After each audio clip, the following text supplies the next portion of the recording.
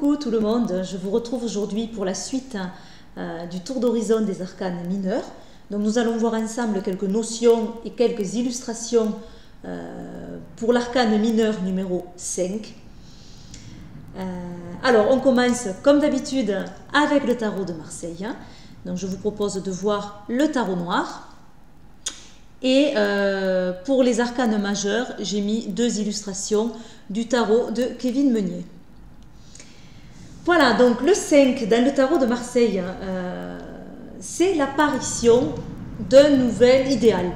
C'est le pont vers une autre dimension, le 5. On passe de quelque chose à autre chose. On est vraiment dans une notion de transition, d'évolution. Dans la numérologie, il y a donc 9 chiffres. Si on écrit ces 9 chiffres, maintenant je vais vous les écrire. Si on écrit ces 9 chiffres, on se rend compte qu'il y en a 4 d'un côté, donc de 1 à 4, et il y en a 4 de l'autre, de 6 à 9. Et le 5 se retrouve au milieu. Voilà, alors je ne sais pas si vous allez le voir. Donc voilà, on se retrouve avec une première série de 4 chiffres. Ça va correspondre à la matière. Une série de 4 autres chiffres qui vont correspondre au spirituel. Et au milieu, on a ce 5 qui est le pont, qui est la transition entre ces deux mondes, entre le matériel et le spirituel. Voilà, donc le pape, comme le diable, sont des invitations à aller plus loin, au dépassement sur soi. En fait, ce sont des cartes qui ouvrent des chemins sur la connaissance de soi. Voilà, donc le pape, plus précisément, on a des idées d'enseignement ou d'enseignants, de maîtres, de guides, de communication, d'union aussi.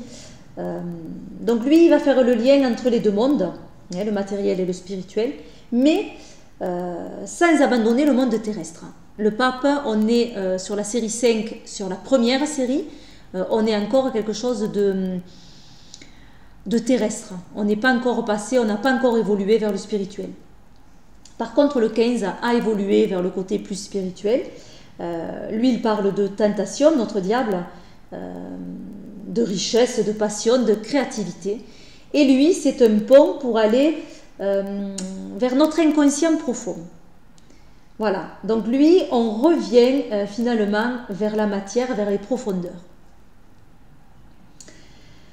Voilà, donc comme je vous avais expliqué, pour appréhender plus facilement le tarot de Marseille et surtout les arcanes mineurs, il vaut mieux connaître les arcanes majeurs, connaître l'énergie de ces cartes et après pouvoir du coup les transposer, faire des liens avec les séries.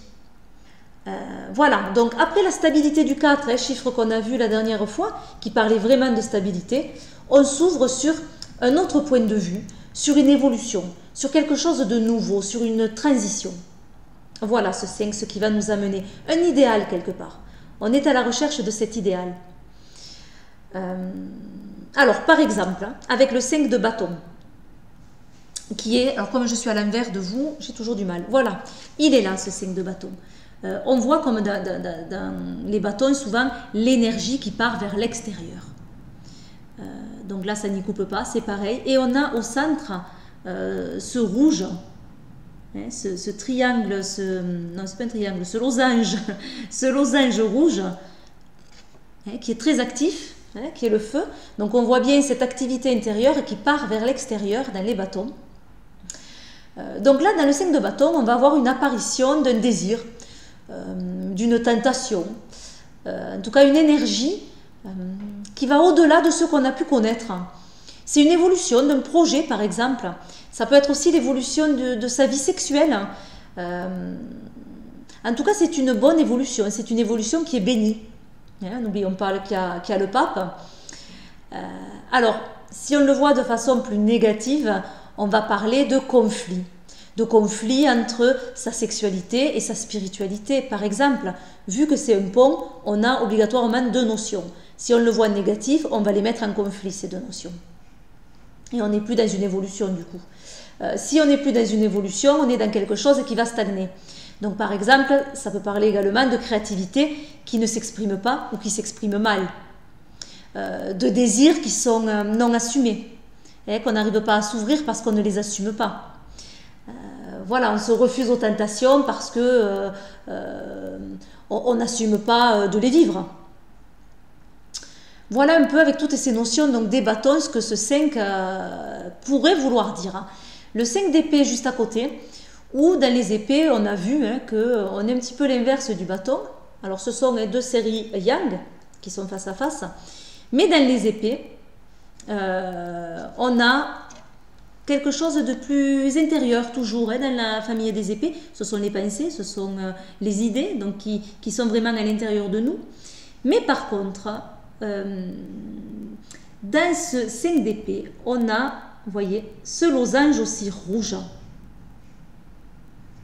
qui est en bas de la carte et qui va parler d'une activité. Et une activité, alors il est au centre du croisement. Donc on va un petit peu plus vers l'extérieur avec ce 5 d'épée. Pour une fois, on s'ouvre un petit peu plus à l'extérieur. Il y a quelque chose qui se passe, on est moins intériorisé sur nous. Donc ce 5 d'épée va amener un nouveau point de vue, un nouvel idéal. Voilà. Les pensées sont un petit peu plus spirituelles, elles sont un petit peu plus profondes. Voilà, parce qu'on a ce losange rouge, mais on a également un losange en haut, là où il y a le bout de l'épée. Donc il y a deux losanges qui peuvent parler justement de pensées un petit peu plus spirituelles.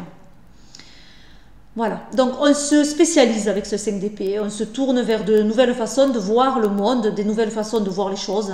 Il y a une exploration du monde, de son monde intérieur, n'oublions pas qu'on est quand même dans les épées. Mais il y a une envie de dire et de partager ce que l'on sait. Voilà. Et on n'a plus cette idée finalement de partager avec les autres qu'on n'avait pas jusque-là avec les épées. Alors si on la voit un petit peu plus négative, cette carte, eh bien on aura des idées qui sont peut-être un petit peu trop idéalistes. Peut-être qu'il va y avoir une discordance entre le matériel et le spirituel, puisque là pareil, donc deux notions, elles se mettent en conflit. Donc du coup il y a un conflit dans ces idées-là. C'est avoir des idées qui ne sont pas réalisables, des idées un petit peu folles. Elle peut parler également d'hypocrisie, d'escroquerie. Voilà, en gros, ce 5 d'épée.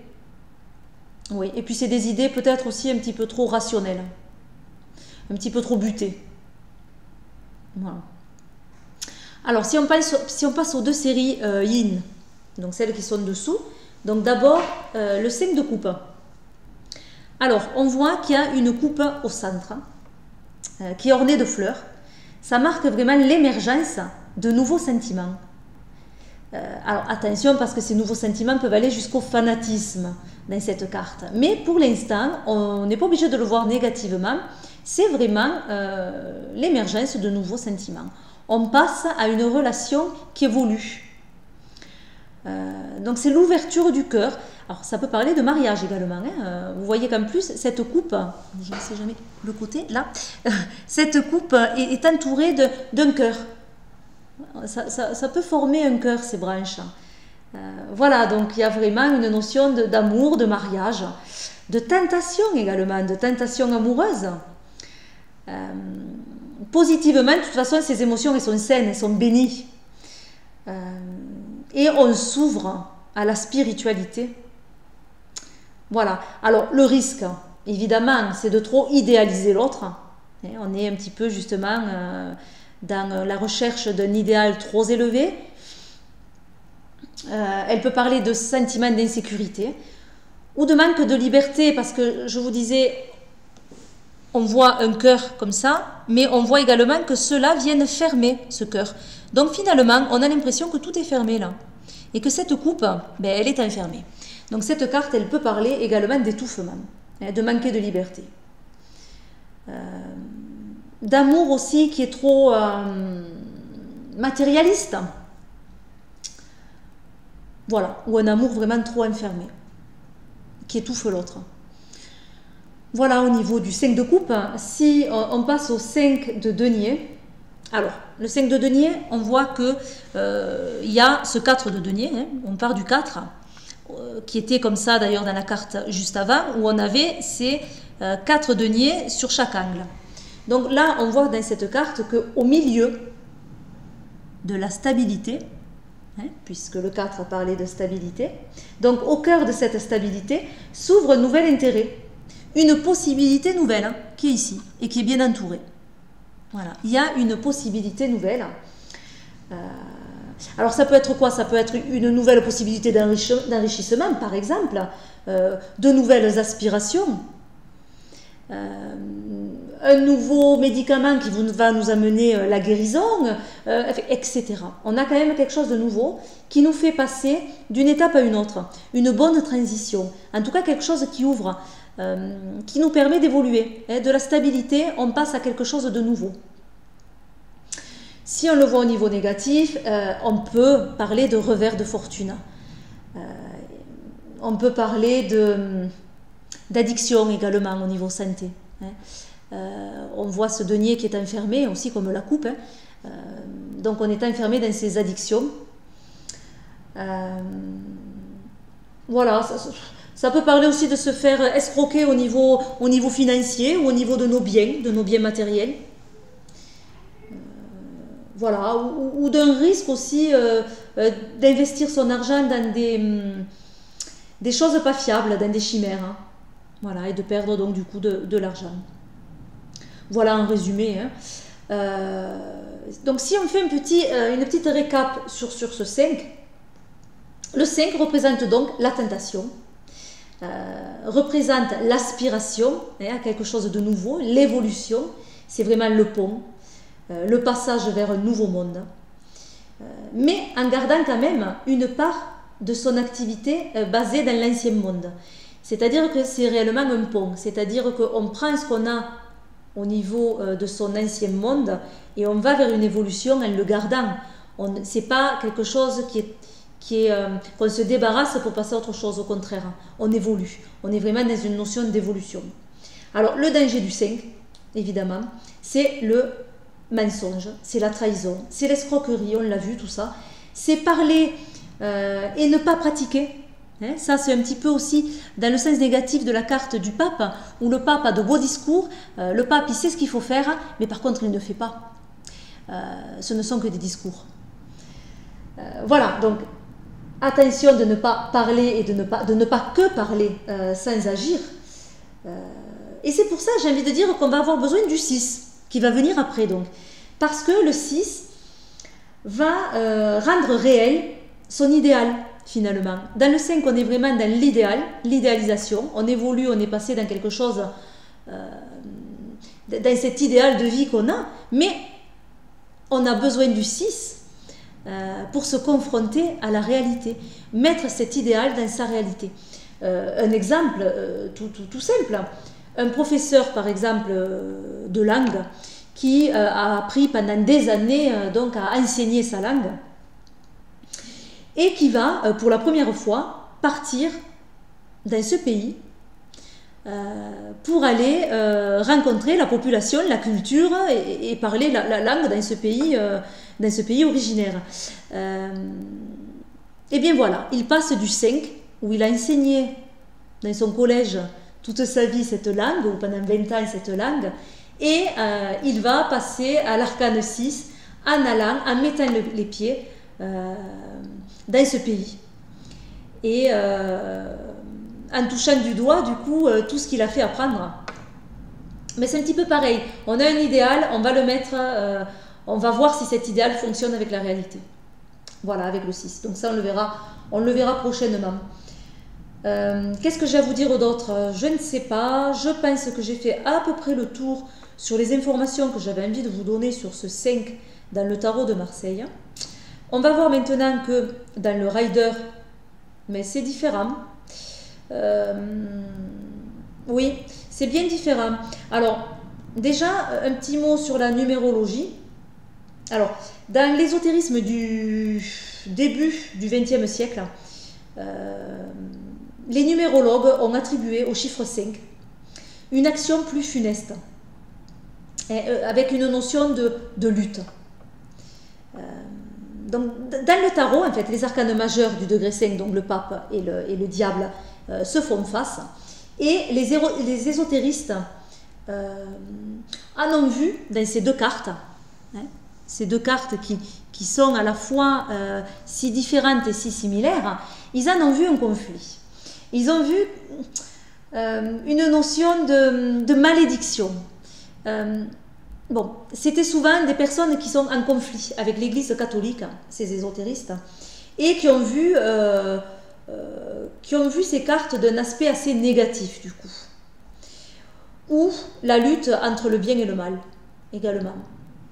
Voilà, donc dans le chiffre 5, on a cette notion qui est arrivée par la suite, qui est vraiment cette notion de lutte, de conflit. Voilà. Oui, alors le rider va garder un petit peu cet aspect-là, mais le rider se base évidemment sur la Kabbale, hein, et la cinquième séphira qui est Jevura ou Jevura, je ne sais pas comment ça se dit, c'est l'endroit en fait dans l'arbre de vie qui est l'endroit le plus dur, le plus rude. Voilà, donc ils ont associé toute cette série 5, donc arcane 5, le 15, et également du coup tous les 5 qu'on a dans les arcanes mineurs, de façon assez plus difficile, plus de lutte. Dans toutes les séries, vous allez voir qu'elles parlent de difficultés. Toutes. Qu'on passe des coupes jusqu'aux épées, la notion du 5 va être des difficultés. Après, dans le domaine qui va correspondre, évidemment. Donc, je parle, mais autant que je vous montre. Alors, qu'est-ce que j'ai choisi comme illustration ? J'ai choisi, alors on va commencer par les bâtons, puisque d'habitude je commence par là. Donc vraiment les bâtons, on a les conflits, on a les luttes. Donc là, sur cette illustration, on voit bien justement ces conflits et ces luttes avec tous ces personnages qui se tapent les uns sur les autres. Donc ça c'est le Deviant Moon Tarot. Le Silhouette Tarot n'échappe pas à ces luttes, mais c'est fait de façon un petit peu plus enfantin, un peu plus humoristique, et puis j'adore la couleur de cette carte. Donc là on a des marionnettes qui se tapent dessus. Avec le Crystal Vision Tarot également, on a cette lutte avec ces deux beaux lions. J'aime beaucoup cette énergie de cette carte.